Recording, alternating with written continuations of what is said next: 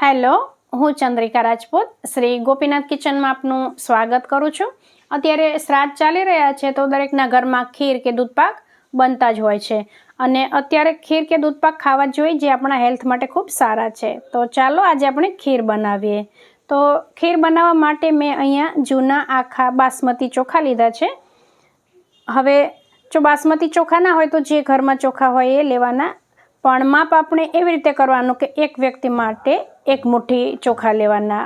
જ્યારે આપણે દૂધપાક બનાવતા હોય ને ત્યારે એક વ્યક્તિ માટે 1 ચમચી ચોખા ગણવાના। આ એનું માપ છે। હવે આને ચોખાને સારી રીતે ધોઈ અને પલાળવાના છે અને આને પલાળીને ઓછામાં ઓછી 10 મિનિટ અને વધારેમાં વધારે 20 મિનિટ રાખવાના છે। અહીંયા હું 3 વ્યક્તિ માટે આ ખીર બનાવી રહી છું એટલે મેં 3 મુઠ્ઠી ચોખા લીધા છે, પણ તમારા ઘરમાં જેટલી વ્યક્તિ હોય એ પ્રમાણેનું માપ કરીને ચોખા લઈ લેવાના।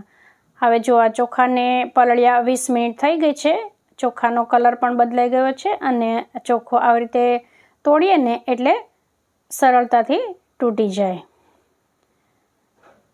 હવે આ ચોખાને આપણે ફરીવાર નથી ધોવાના, આનું પાણી જ ખાલી કાઢી નાખવાનું છે। હવે આપણે દૂધ ઉકાળવા માટે એક તપેલી લઈ લઈશું અને એને પાણીવાળી કરી લેવાની, જેથી કરીને તળિયે દૂધ ચોંટે નહીં અને જાડા તળિયાવાળી હોય ને એવા જ કોઈ વાસણનો આપણે ઉપયોગ કરવાનો।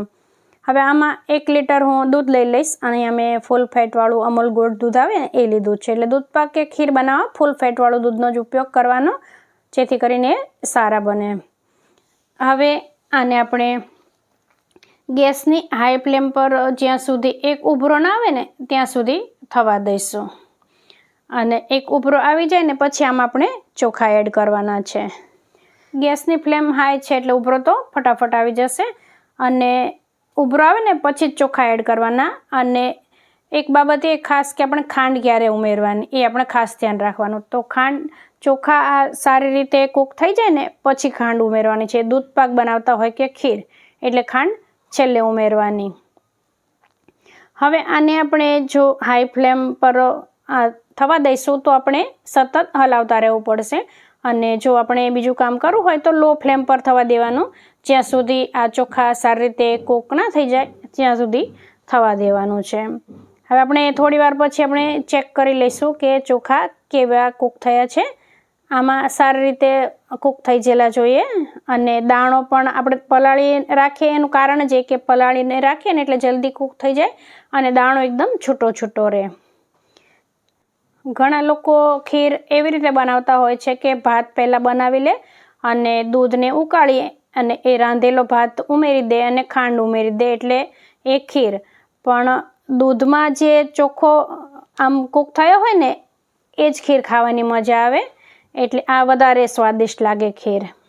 અને ખીર આવી રીતે થીક હોય એકદમ।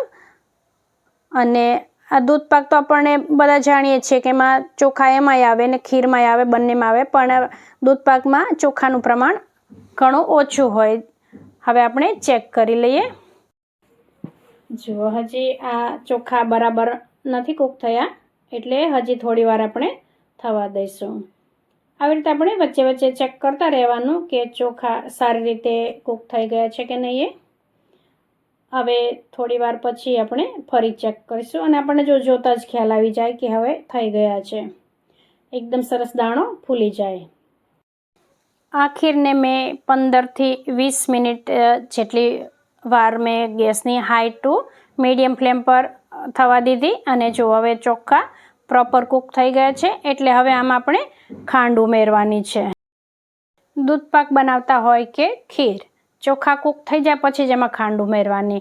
હવે ખાંડનું માપ આપણે કેટલું લેવાનું, તો 500 દૂધમાં 3 ચમચી એટલે 1 લીટર દૂધ લીધું છે એટલે હું 6 ચમચી ખાંડ ઉમેરીશ અને ચોખાનું પ્રમાણ આમાં વધારે છે એટલે 1 ચમચી વધારાની ચોખા માટેની, એટલે આનાથી એકદમ માપસરનું ગળપણ થશે। તો અહીંયા મેં 7 ચમચી ખાંડ ઉમેરી દીધી છે। હવે આપણે ખાંડ ઉમેરી છે એટલે ખાંડ ઉકળશે એટલે એનું પાણી થશે, તો હજી ફરીવાર આપણે આને થોડી વાર માટે ઉકળીશું, જ્યાં સુધી 3-4 ઉભરા ના આવે ને ત્યાં સુધી આને ગેસને હાઈ ફ્લેમ પર થવા દઈશું અથવા ગેસની ફ્લેમ લો કરીને થોડી વાર માટે ઉકળવા દઈશું અને વચ્ચે વચ્ચે હલાવતા રહેવાનું। અને આપણે હલાવીએ ત્યારે ધ્યાન રાખવાનું કે ચોખા તૂટી ના જાય, એવી રીતે આપણે હલાવવાની ખીરને। હવે અહીંયા આપણી આ ખીર તૈયાર થઈ ગઈ છે. હવે ગેસ બંધ કરી અને આને ઉતારી લઈશ. અને છેલ્લે આપણે આ વસ્તુ ઉમેરવાની છે. આમાં ઇલાયચીનો પાવડર છે, જાયફળનો પાવડર અને થોડા કેસરના તાંતણા લીધા છે. હવે આમાં બીજા કોઈ ડ્રાયફ્રૂટ કે ચારોલીનો હું ઉપયોગ નથી કરતી, ખાલી આટલી જ વસ્તુ ઉમેરી છે મેં ખીરમાં.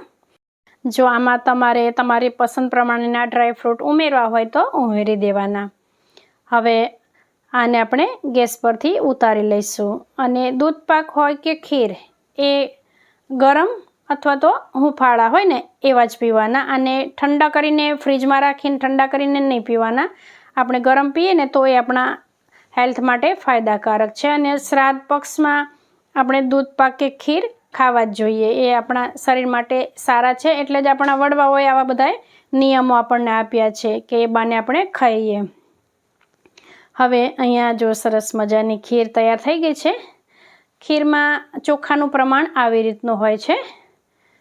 જો હવે આપણે આને ઠંડી થાય ને, થોડું ઠંડુ થાય પછી સર્વ કરીશું. તો જો થોડું ઠંડુ થઈ ગયું છે અને તમે જોઈ શકો છો આ ખીરનો કલર પણ બદલાઈ ગયો છે કેસરના લીધે. તમારા ઘરમાં ખીર બને છે કે દૂધપાક એ મને કમેન્ટ કરીને જણાવજો. મારા ઘરમાં તો દૂધપાક જ વધારે બનતો હોય છે, ખીર ઓછી બને છે. તો જો તમને મારી આ રેસીપી ગમી હોય તો વિડીયોને લાઈક કરજો, ફ્રેન્ડ્સ અને ફેમિલી સાથે શેર કરજો. ચેનલ પર નવા હોય તો સબસ્ક્રાઈબ કરવાનું ભૂલતા નહીં. ફરી મળીશું આપણે એક નવી રેસીપી સાથે. ત્યાં સુધી આવજો.